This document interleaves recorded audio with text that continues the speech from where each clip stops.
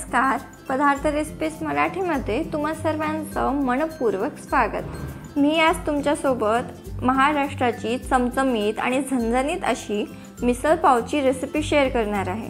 अगदी सोप्या पद्धतीने मिसळ पाव कसा बनवायचा, त्याचबरोबर आपल्या या मिसळला तरी कशी आणायची ते देखील या व्हिडिओमध्ये मी सांगणार आहे. चला तर मग वेळ न घालवता रेसिपीला सुरुवात करूया. इथे माझ्याकडे मोड आलेली मटकी आहे. मी 1 वाटी मटकी दिवसभर पाण्यामध्ये भिजवत ठेवलेली होती आणि त्यानंतर त्यामधील सर्व पाणी उपसून त्याला मी रात्रभर फडक्यामध्ये बांधून ठेवलेलं होतं आणि तुम्ही बघू शकता याला किती सुरेख अशी मोड आलेले आहेत. अशीच मटकी आपल्याला मिसळ बनवण्यासाठी हवी आहे. ही मटकी आपण एका कुकरमध्ये काढून घेऊ आणि गरजेनुसार पाणी यात घालूया. मटकी शिजवताना यामध्ये एक अर्धा चमचा तेल घालायचं.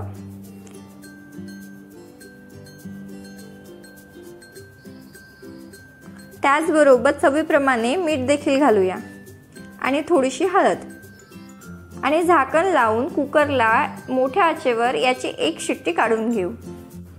मटकी शिजायला जास्त वेळ लागत नाही. एका शिट्टीमध्येच आपली ही मटकी छान शिजवून होते. कुकरला 1 शिट्टी काढून मी याला थोडंसं थंड करून घेतलंय आणि तुम्ही बघू शकता आपली ही मटकी किती छान शिजलेली आहे. आता इथे ही आपली मटकी शिजून तयार आहे. आता आपण मिसळ करायला घेऊ.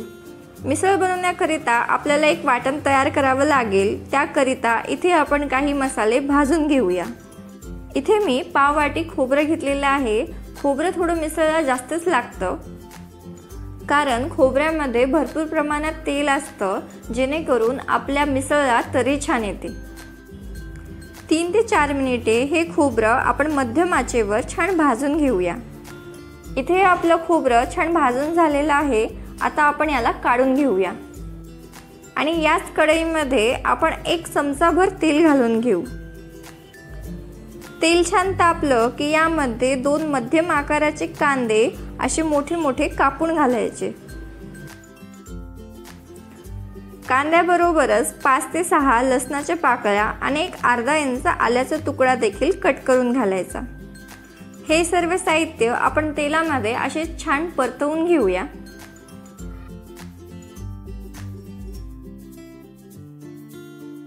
दोन ते 3 मिनिटांनंतर कांद्याचा कलर हलकासा चेंज व्हायला सुरुवात होते. आता या स्टेजवर आपण एक मध्यम आकाराचा टोमॅटो बारीक कट करून घालूया. हा टोमॅटो देखील आपण कांद्याबरोबर छान भाजून घेऊ. आपल्याला हे सर्व मसाले 4 ते 5 मिनिटे मध्यम आचेवर असेच भाजून घ्यायचे आहे. यावर झाकण वगैरे नाही ठेवायचं. 4 ते 5 मिनिटांमध्ये आपले हे मसाले छान भाजून होतात. आता आपण याला काढून पूर्णपणे थंड करून घेऊया. वाटण बनविण्याकरिता आपण एका मिक्सरच्या भांड्यामध्ये आपण भाजलेलं खोबरं काढून घेऊया. मिक्सर चालू बंद करत हे खोबरं मिक्सरला छान वाटून घेऊया. तुम्ही बघू शकता इथे मी हे खोबरं मिक्सरला छान वाटून घेतलेलं आहे. आता आपण जो कांदा आणि टोमॅटोचा मसाला बनविला होता तो मसाला यामध्ये घालूया. हा मसाला मी पूर्णपणे थंड करून घेतलेला आहे आणि या सर्वांची देखील आपण मिक्सरला छान बारीक अशी पेस्ट करून घेऊया. इथे आपलं वाटण तयार आहे म्हटल्यावर चला तर मग मिसळ करायला घेऊया. मिसळ बनविण्याकरिता सर्वप्रथम आपण एका कढईमध्ये 4 मोठे चमचे तेल तापत ठेवूया. मिसळ बनवतोय म्हटल्यावर तेल थोडं जास्तच लागतं, जेणेकरून आपल्या मिसळला तवंग छान येतो. तेल छान तापलं की यामध्ये एक अर्धा चमचा जिरे घालू. आपले हे जिरे तेलामध्ये छान फुलले पाहिजे. आता यामध्ये एक तमालपत्र घालूया.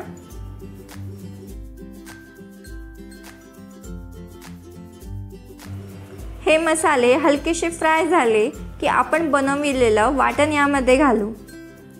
वाटण घातल्यावर मी गॅस शक्यतो बंद करते कारण या वाटणामध्ये भरपूर प्रमाणात पाणी असतं आणि हे वाटण आपण तेलामध्ये टाकलं की ते तेल उडायला लागतं. म्हणून गॅस थोडंसं बंद करायचं आणि मसाला तेलामध्ये छान मिक्स करून घ्यायचा. आणि एकदा मसाला तेलामध्ये छान मिक्स झाला की आपण गॅस पुन्हा चालू करू। आता हा मसाला 4 ते 5 मिनिटे मध्यम आचेवर छान भाजून घेऊया। 4 ते 5 मिनिटांमध्ये आपला हा मसाला छान भाजून होतो। तुम्ही बघू शकता कढईपासून अगदी वेगळा व्हायला लागतो। या स्टेजवरती आपण यामध्ये काही मसाले घालू। सर्वप्रथम 1 चमचाभर लाल मिरची पावडर, तुम्ही तिखट तुमच्या आवडीप्रमाणे कमी जास्त करू शकता। त्याचबरोबर 1 चमचाभर काश्मीरी लाल मिरची पावडर घालायची, जेणेकरून आपल्या मिसळला कलर छान येतो। 1 चमचाभर मी धनेपूड देखील घातलेली आहे। थोडंसं पाणी घालायचं, जेणेकरून आपले हे मसाले तेलामध्ये करपणार नाहीत। आणि आणखी 3 ते 4 मिनिटे हा मसाला आपण छान भाजून घेऊ। आपण मसाला जेवढा छान भाजू तेवढीच आपली मिसळ चवीला खूप छान लागते। इथे हा माझा मसाला छान भाजून झालेला आहे। तुम्ही बघू शकता कढईपासून अगदी वेगळा व्हायला लागतो। आता या स्टेजवरती आपण शिजवलेली मटकी यामध्ये घालूया। मी मटकी हलकीशी गरम करूनच घातलेली आहे। त्याचबरोबर आपण गरजेनुसार यामध्ये पाणी देखील घालूया। कुठल्याही भाजीला तवंग छान येण्याकरिता पाणी नेहमी गरम करूनच घालायचं, जेणेकरून याला तरी खूप छान येते। चवीप्रमाणे मीठ घालूया। आपण मटकी शिजवताना मीठ घातल्यामुळे मीठ थोडं कमीच घालायचं। आणि 4 ते 5 मिनिटे मिसळला दणकून उकळी काढून घेऊया। मिसळ छान उकळून झाल्यावर इथे आपण 1 चमचाभर गोडा मसाला घालूया। मसाला सर्वात शेवटी घालायचा, जेणेकरून मसाल्याचा सुगंध कायम राहतो। मसाला घातल्यावर मिसळ जास्त शिजवायची नाही। 1 मिनिट ही मिसळ शिजवून आपण गॅस बंद करूया, म्हणजे आपला हा मसाला मिसळमध्ये छान एकजीव होईल। इथे ही मिसळ मी छान दणकून उकळी काढून घेतलेली आहे। आता आपण गॅस बंद करूया आणि यावरती बारीक चिरलेली कोथिंबीर घालूया। तुम्ही बघू शकता आपल्या या मिसळला तवंग किती छान आलेला आहे। अतिशय तरीदार अशी मिसळ आपली बनून तयार आहे। चला तर मग आता आपण मिसळ असेंबल करायला घेऊया। आपण एका पळीच्या साहाय्याने मिसळमधील मटकी काढून घेऊया। एका प्लेटमध्ये आपण मटकीची 1 लेयर लावून घेऊ। यावरती बारीक चिरलेला कांदा घालायचा।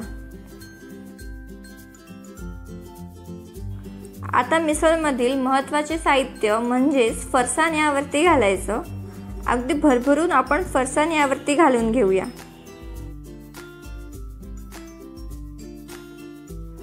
थोडीशी बारीक चिरलेली कोथिंबीर, आपण बनवलेली अतिशय चमचमीत आणि झणझणीत अशी मिसळ देखील घालून घेऊया।